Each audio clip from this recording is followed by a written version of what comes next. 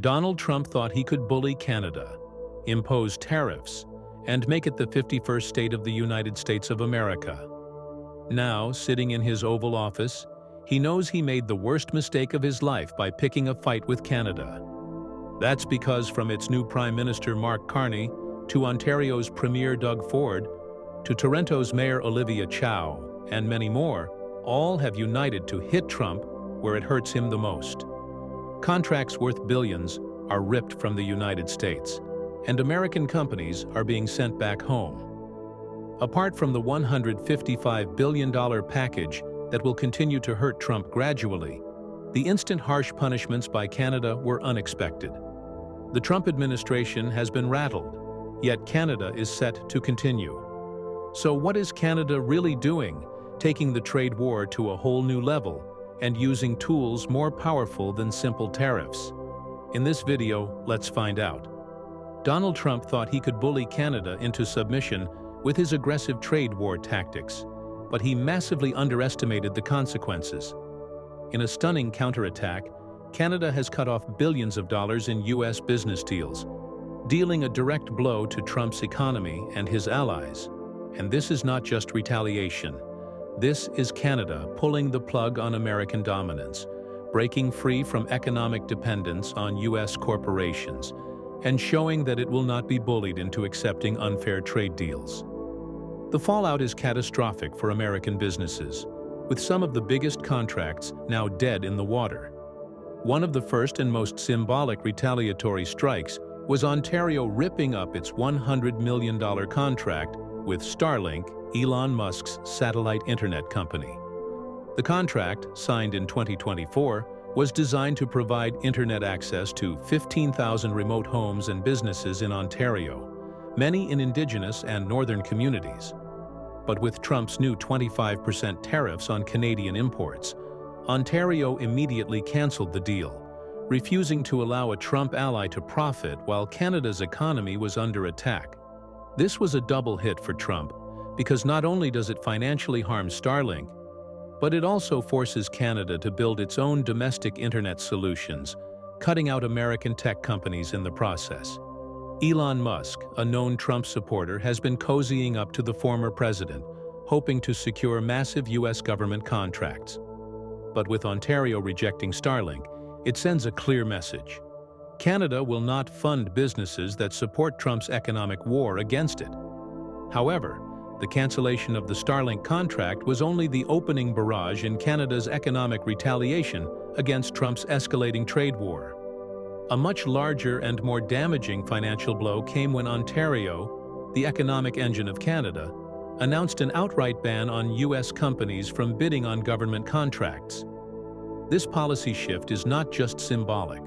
It effectively locks out American businesses from accessing tens of billions of dollars in public sector spending. By taking this step, Canada is sending a clear message that it will no longer tolerate being used as an economic pawn, while the U.S. imposes punishing tariffs on Canadian goods. This decision is a monumental shift in North American trade relations. For years, American firms have secured lucrative contracts in Canada, particularly in areas like construction, infrastructure development, technology services, and public procurement projects. However, with Ontario's new ban, those revenue streams are being cut off overnight.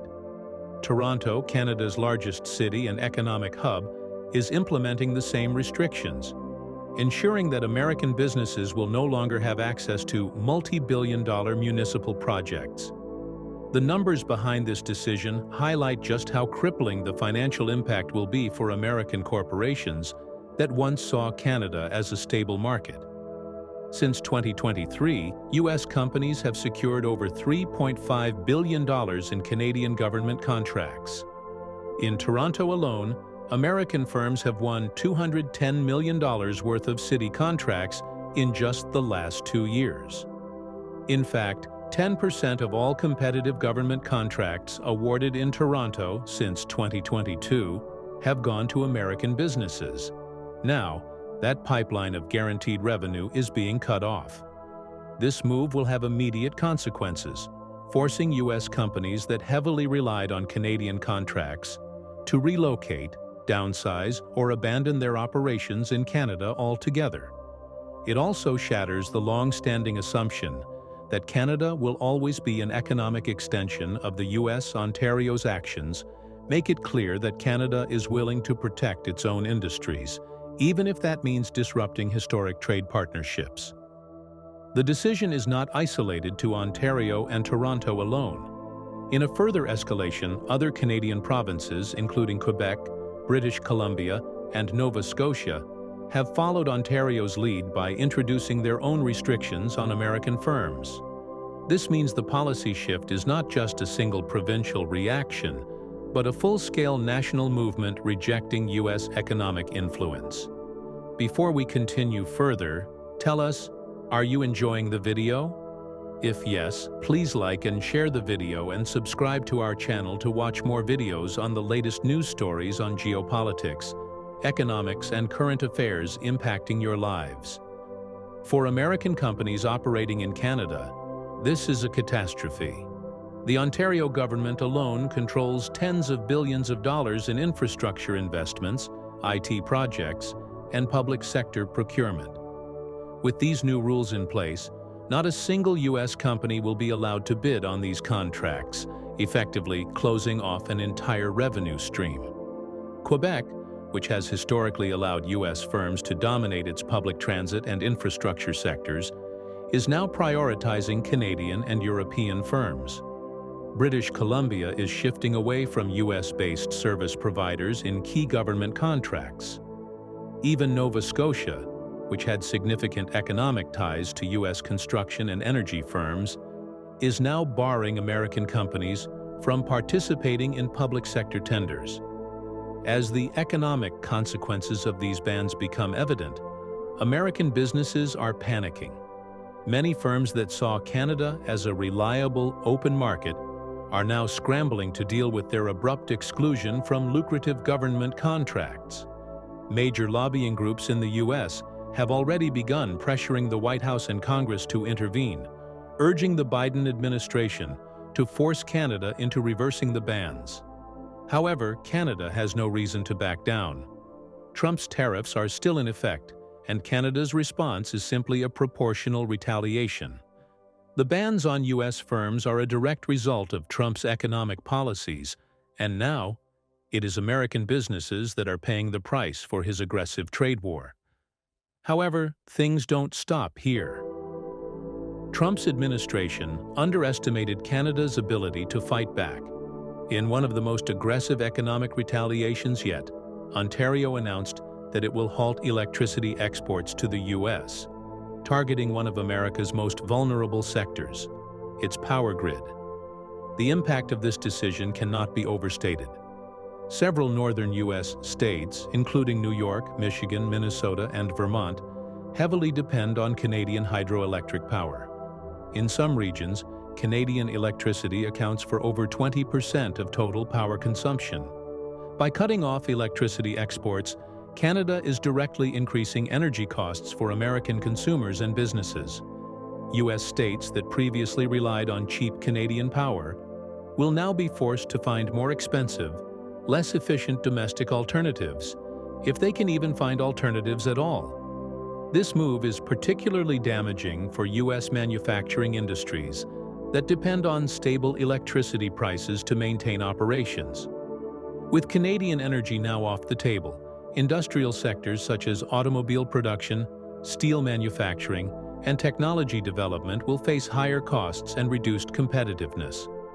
Perhaps the most severe economic threat to the U.S. defense industry comes from Canada's potential cancellation of its $13.2 billion F-35 fighter jet deal. This agreement, finalized in 2023, was one of the largest military investments in Canadian history. However, Trump's hostility towards Canada has forced the country to reconsider its reliance on American defense contractors.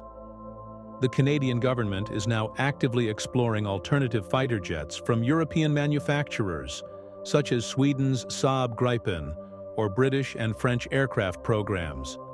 Losing Canada as an F-35 customer would be devastating for the U.S. defense industry. the F-35 program is already plagued by technical failures, cost overruns, and supply chain delays. A cancellation of Canada's order would further weaken confidence in the program, potentially prompting other allied nations to reconsider their F-35 purchases. Adding to the crisis, Canada has already paid for the first 16 F-35 jets. If it backs out of the full contract, the U.S. will lose billions more in long-term maintenance and servicing agreements. For Trump, who has campaigned on being tough on defense, this is a huge political embarrassment.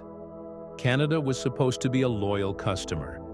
Instead, it is leading a global trend away from American military hardware. In a further economic strike, Canada's Liquor Control Board, the world's largest single buyer of alcohol, has removed all U.S. beer, wine, and spirits from its shelves. This move is a disaster for American alcohol producers. Canada imports nearly $1 billion worth of American alcohol every year. Ontario alone sells over 3,600 U.S. alcohol brands, accounting for hundreds of millions of dollars in revenue. Now, with these products being phased out of the Canadian market, American wineries, breweries, and distilleries are losing access to a massive customer base with no alternative replacement. For small and mid-sized American alcohol businesses, this shift is devastating. Many firms rely heavily on Canadian sales, and with this market now gone, closures and mass layoffs could follow. Trump thought he could intimidate Canada into submission. Instead, he provoked an economic rebellion that is now costing American businesses billions of dollars. From government contracts to electricity exports, fighter jets, and alcohol sales, Canada is shutting America out of its economy, and Trump has no way to fight back. What do you think? Did Trump really want to have a trade war with Canada, or did he bluff to make it submit?